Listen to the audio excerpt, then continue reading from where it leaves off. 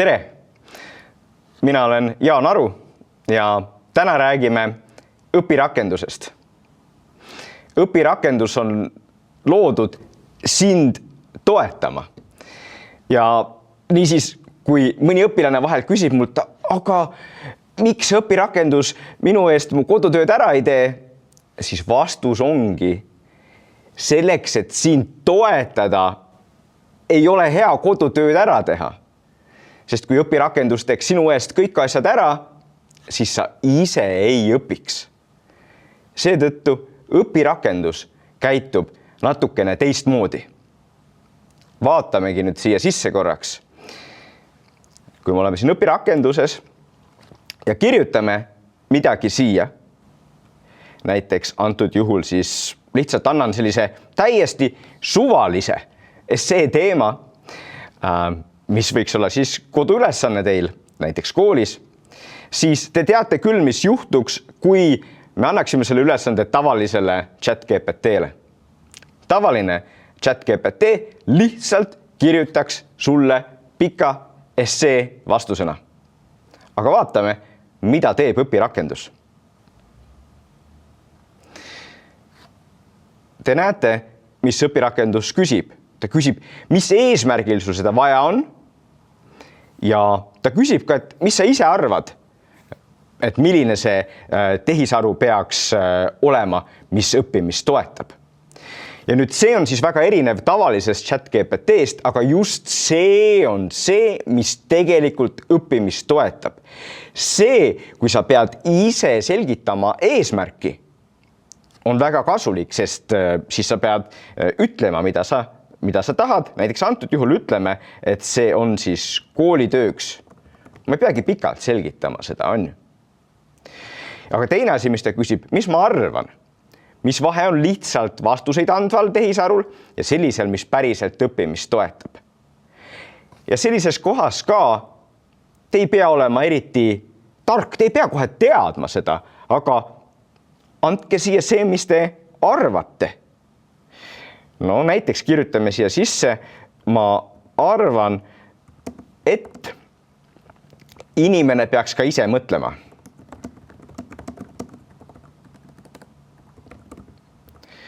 Ja nüüd tehisaru töötleb seda ja nüüd ta küsib sult järgmise küsimuse. Ta küsib, et miks on sinu arvates oluline, et inimene ise mõtleks, isegi kui tehisaru saab kiiresti vastus anda. Ja see on siis koht, kus jälle sina saad mõelda ja vastata. Ja kohati see küsimuste, vastuste ring tundub pikk ja ehk isegi tüütu, aga just seal toimub õppimine. Sel hetkel, kui ta annab sulle terve vastuse, siis sina ei õpi ja sellest pole mingit kasu. Nii et kõik need sammud, mis tehisaru õpirakendus teeb, on selleks, et sinu õppimist toetada. Ja jätagi meelde, et sa peaksid sellesse õpirakendusse suhtuma nii, et ta ei ole mitte su teener, vaid su treener. Ta ei ole teener sellest, et ta ei tee sinu eest asju ära, vaid ta on treener, kes aitab sind tugevamaks saada. Ja seetõttu, kuna ta on treener, sa saad ka talle öelda, mida sa tahad, mida sa soovid saavutada. Vaatame nüüd tagasi õpirakendusse. See üks idee, mis ma tahan teile anda, on see, et öelge õpirakendusele täpselt, mida teie vajate. Öelge talle, mis on see, mida te teete. Nii et ärge lihtsalt kopeerige siia kodutööd, vaid näiteks võite talle siis kirjutada. Mul on tarvis õppida matemaatika kontrolltööks. Sa ütled talle sellist asja. Sa võid nüüd igasugu täpsustusi veel teha. Näiteks teemaks on tõenäosus. Mul on aega tund aega. Et sa ütled talle, kui pikalt sul on aega õppida. Ja ära unusta, ta on su treener, seega sa võid talle näiteks öelda, et küsi mult küsimusi, mis aitaks valmistuda. Et õige tehisaru õpirakenduse kasutamine on selline, kus sina kasutad, nagu oma treenerid, sa ütled talle täpselt ette, mida sa tahad õppida ja siis vaatad.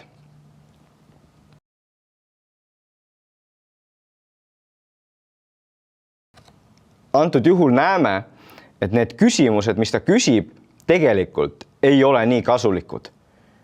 Noh, ilmselgelt on selge, et ma õpin hinde peale ja tegelikult ma ütlesin talle, et kui palju aeg on. Nii et sellisel juhul talle võib öelda ka, et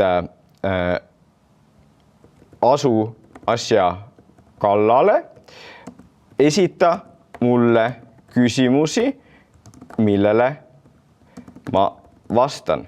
Seega ärge laske segada ennast sellest, et ta tegelikult neid lisaküsimusi vahel küsib liiga palju, vaid öelge talle, et te tahate edasi liikuda.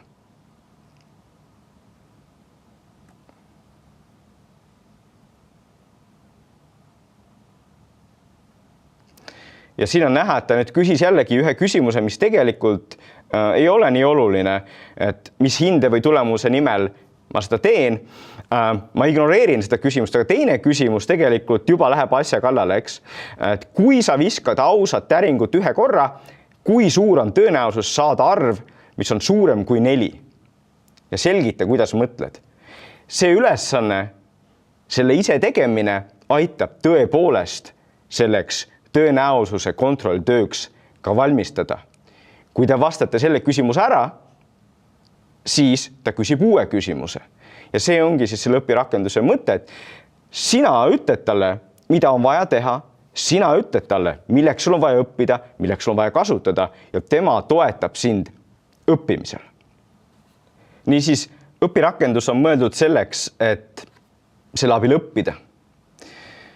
Kui me aga seda asja uurime, siis on selge, et õpirakendus on ka pärinud osad vead, mis tehisaru mudelitel on.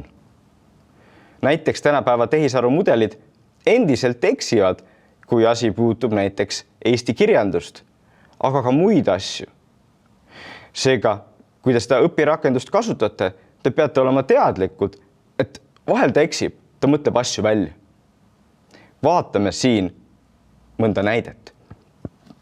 Näiteks siin ma olen kirjutanud, nagu ma ka enne õpetasin, et ma olen kirjutanud, mida ma tahan. Tahan kirjutada naljaka kokkuvõtte naksitrallidest. Ja ütlen talle, aita mul leida põnevaid kohti, mida kasutada. Siis ta muidugi küsib mingeid küsimusi, ärme seda praegu vaata, vaid läheme siis siia, kus ta pakub mulle tegelikult neid olukordi. Ma küsin, võtame mõne konkreetse näite raamatust, teeme selle põhjal. Aita valida see konkreetne näide. Ja nüüd ta pakub mulle 3 konkreetset olukorda. Iseenesest tore, aga kui me hakkame vaatama neid olukordi, siis esimene on auto ostmine. 3 meest, kes ei tea autodes suurt midagi, arutavad seda surmtõsiselt, nagu maailma päästmise küsimust. Kes naksitralle mäletab, siis teab, et sellist olukorda seal ei olnud. See on tehisaru poolt välja mõeldud. Ja tegelikult, kui me hakkame siis edasi rääkima, ma valingi siis selle olukorra siin, et aru saada, et mida ta mulle kokku luuletab, siis see tehisaru suudab siin ka kirjutada nagu sellest olukorrast, aga ta kuskil ei anna mulle märku, et seda tegelikult seal raamatus ei toimunud. Niisiis, mida me näeme, on see, et need tehisaru algoritmid teevad vigu ja üldiselt see tähendab, et kooli asjade korral õpetaja teab ikkagi paremini ja peaks ka järgi vaatama neid asju päriselt. Vahel on see järgi vaatamine raske, aga see ongi siis midagi, mida tehisaru ajastul peame teadma, et tegelikult kui meil on vähegi kahtlus, siis me ei saa niisama neid asju usaldada. Niisiis, täna vaatasime õpirakendust. Kõige tähtsam on meelde, et see on sinu toetamiseks tehtud. Isegi kui ta küsib küsimusi, see on just selleks, et sind toetada. Kui tundub, et see on raske nendele küsimustele vastata, siis see on okei. Õppimine ongi tegelikult raske ja seda raskust peaks see õpirakendus aitama sul kanda.